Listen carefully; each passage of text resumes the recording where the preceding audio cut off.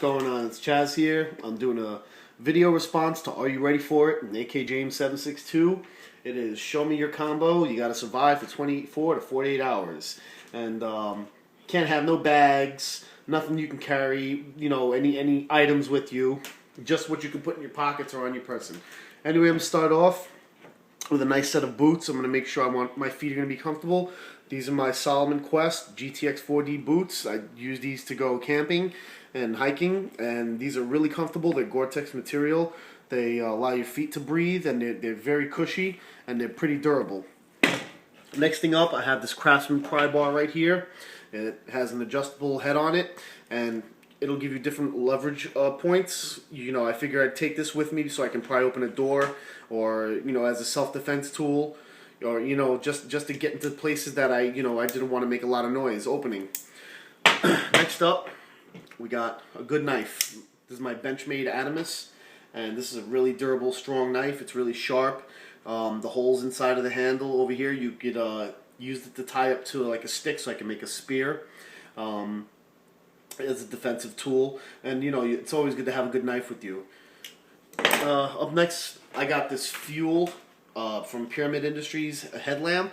I like these headlamps. I use them at work, and I use them when I go outdoors because it's good to have, you know, some sort of lighting, but also to keep your hands free to do other things and still have some sort of lighting.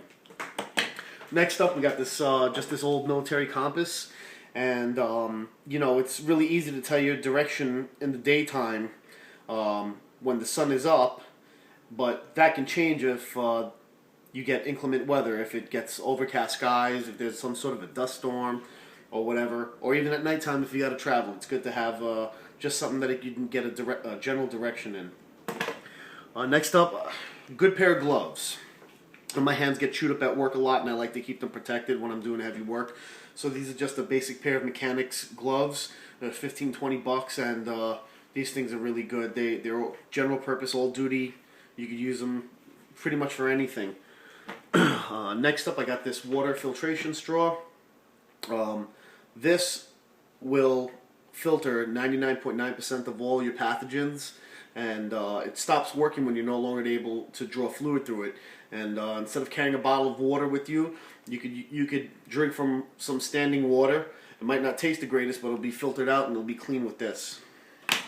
Next up, I'm going to have my asthma pump, because in dusty conditions, my lungs get cluttered up with stuff, and the last thing I need to do is be running away from somebody or running out of a situation and I cannot breathe. Also got this survival bracelet. It's about 9 feet of paracord. This can be used in conjunction with the knife to tie it up to a stick.